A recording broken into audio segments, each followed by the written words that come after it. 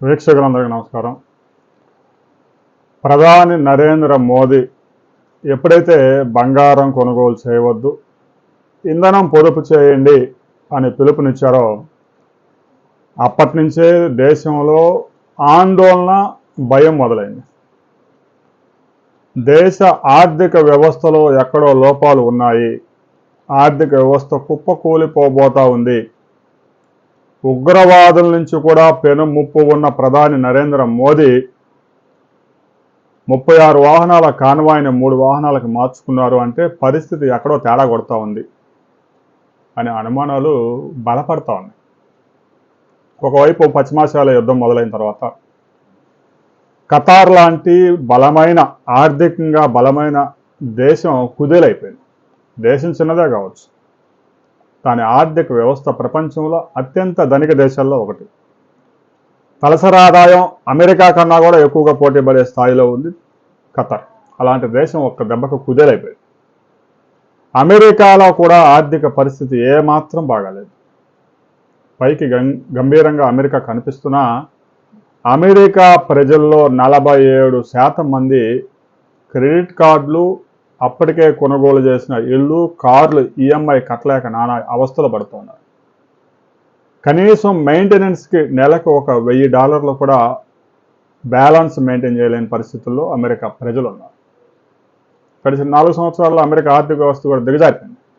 అయితే భారత ఆర్థిక వ్యవస్థ బలంగా ఉందా, కేవలం గంభీరంగా కనిపిస్తూ ఉందా అనే దానికి సంబంధించి ఒక వీడియో చేయాలని మన సబ్స్క్రైబర్స్ ఒకరు కామెంట్ చేశారు. దీని మీద పూర్తిగా స్టడీ చేసినప్పుడు భారత ఆర్థిక వ్యవస్థలోని లోపాలు అనేకం బయటపడతా ఉన్నాయి. భారతదేశం దగ్గర $696 బిలియన్ విదేశీ నిల్వలు ఉన్నా కూడా ఫారెక్స్ ఆందోళన మాత్రం తారాస్థాయికి చేరుతా ఉంది. ప్రతి నెల $70 బిలియన్ దిగుమతులు అవుతూ ఉంటే కేవలం $40 బిలియన్ మాత్రమే ఎక్స్పోర్ట్స్ అవుతా ఉన్నాయి. అంటే ప్రతి నెల 28 నుంచి 30 బిలియన్ లోటు, ట్రేడ్ డెఫిసిట్ ఏర్పడతా ఉంది ప్రతి నెల.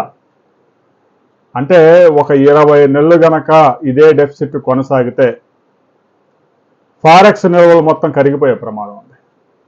1991లో దేశం ఎలాంటి పరిస్థితులను ఎదుర్కొందో, ఒక వారం రోజులకు సరిపడే ఆయిల్ కూడా దిగుమతి చేసుకోలేని పరిస్థితుల్లో 40 టన్నుల బంగారం నాడు ప్రధాని పివి నరసింహారావు, ఆర్థిక శాఖ మంత్రి, అప్పటి ఆర్థిక మంత్రి మన్మోహన్ సింగ్ రాత్రికి రాత్రి 40 టన్నుల బంగారాన్ని లండన్ తరలించి అక్కడ తాకట్టు పెట్టారు. తర్వాత రిఫార్మ్స్ స్టార్ట్ అయిన తర్వాత అనేక రంగాల్లో మార్పులు వచ్చాయి. ప్రైవేట్ రంగంలో పెద్ద ఎత్తున ఇన్వెస్ట్మెంట్స్ రావడంతో ఫారెక్స్ నిల్వలు పెరిగాయి.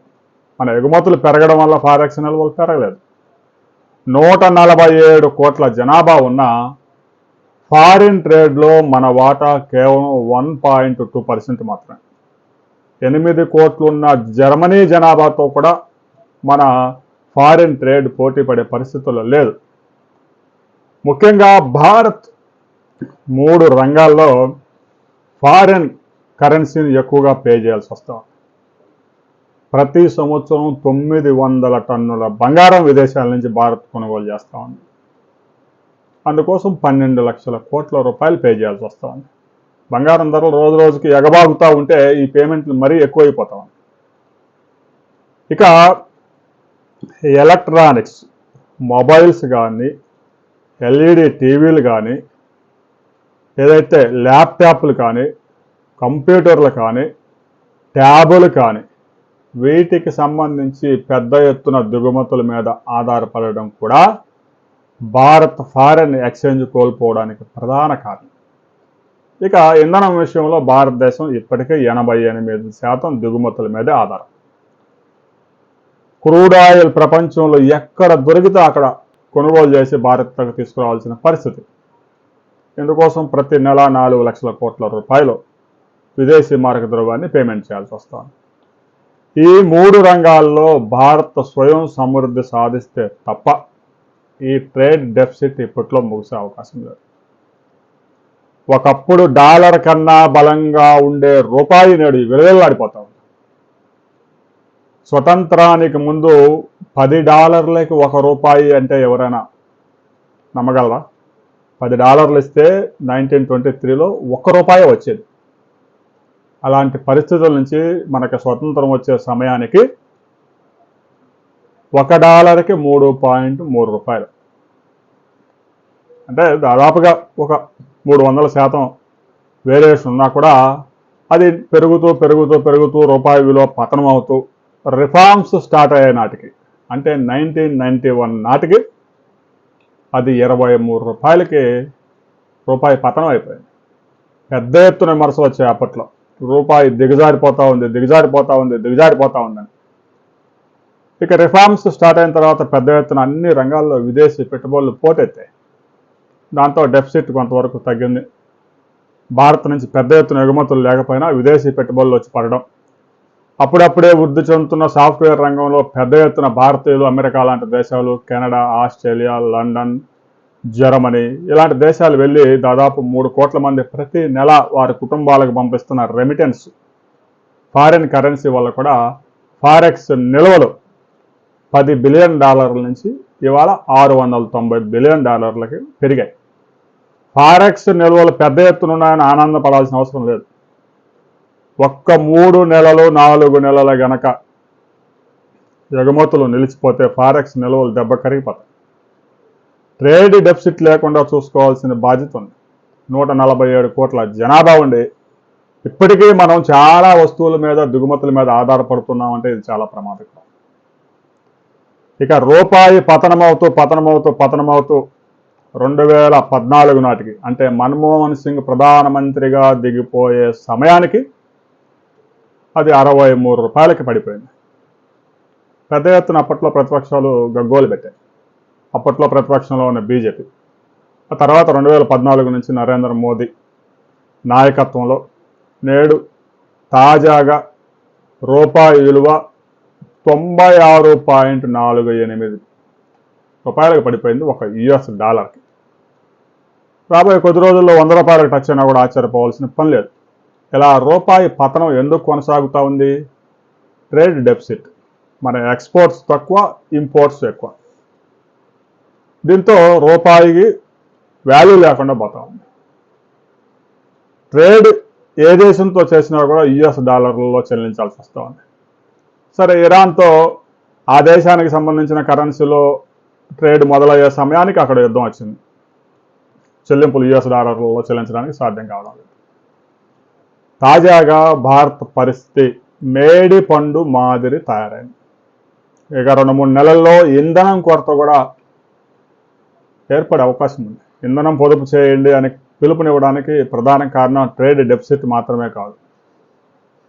ఏదైతే బఫర్ నిల్వలు ఉన్నాయో 60 రోజులకు నిల్వలు ఉన్నాయని కేంద్ర ప్రభుత్వం చెప్తా ఉంది. యాక్చువల్గా ప్రభుత్వం దగ్గరున్న నిల్వలు కేవలం 13 రోజులకు మాత్రమే నిల్వలు. మిగతా సముద్రంలో ఉన్న షిప్పులు, రిఫైనరీలో ఉన్న స్టాక్స్ అన్నీ కలిపి 60 రోజులు 70 రోజులకు సంబంధించిన నిల్వలు ఉన్నాయని కేంద్ర ప్రభుత్వం చెప్తా ఉంది. ఇంధనం కొరత రాదు, ఆందోళన చెందాల్సిన పని లేదు అని కేంద్ర ప్రభుత్వం చెప్తూ ఉన్నా మనం టీవీలో న్యూస్లో చూస్తూ ఉంటే కర్నూలులో గ్యాస్ కోసం జనాలు కిలోమీటర్ల కొద్దీ క్యూల్లో నిలబడ్డారంటే పరిస్థితి అర్థం చేసుకోవచ్చు. డీజిల్, పెట్రోలే కాదు, వంట గ్యాస్ కూడా తీవ్రమైన ఇబ్బందులు ఇప్పటికే ఉన్నాయి. యుద్ధం పశ్చిమాసియాలో ఈ అమెరికా ఇరాన్ యుద్ధం ఎప్పట్లో ముగిసే అవకాశాలు ఏమాత్రం లేవు. సుదీర్ఘకాలం కొనసాగింది. సౌదీ అరేబియా నుంచి, ఇరాన్ నుంచి, ఖతర్ నుంచి మనకి క్రూడ్ ఆయిల్ కానీ గ్యాస్ కానీ ఎప్పట్లో వచ్చే అవకాశాలు లేవు. సుదూర ప్రాంతాల నుంచి, అర్జెంటీనా లాంటి దేశాల నుంచి, రష్యా నుంచి, వెనిజులా నుంచి, నైజీరియా నుంచి, అమెరికా నుంచి పెద్ద ఎత్తున ధర చెల్లించి భారత్కి క్రూడ్ ఆయిల్ తీసుకురావాల్సి వస్తూ ఉంది. ఇప్పటికే క్రూడ్ ఆయిల్ ధర $105 దాటిపోయింది. ఇక రవాణా ఖర్చులు తడిసి మోపడి అవుతా ఉన్నాయి. గల్ఫ్ కంట్రీస్ నుంచి అయితే మనకు వారం రోజుల్లో పశ్చిమ తీరానికి, ముంబై లాంటి నగరాలకి ఆయిల్ చేరుతుంది. కానీ సుదూర ప్రాంతాల నుంచి, రష్యా నుంచి, అర్జెంటీనా నుంచి, వెనిజులా, నైజీరియా, అమెరికా నుంచి ఒక్కో షిప్ రావడానికి 25 నుంచి 30 రోజులు సమయం పడుతూ ఉంది. అక్కడ లోడింగు అవన్నీ చేసుకోవడానికి మరో 15 రోజులు సమయం పడుతూ ఉంది. ఈ విధంగా రవాణా ఖర్చులు కూడా తడిసి మోపిడి అవుతా ఉన్నాయి. దిగుమతుల బిల్లులు పెరిగిపోతూ ఉన్నాయి. ఎగుమతులేమో ఆశించిన మేరలు. ఇదే పరిస్థితి కొనసాగితే మరోసారి భారత్ తీవ్రమైన ఆర్థిక సంక్షోభంలో కూరుకుపోయే ప్రమాదం ఉంది.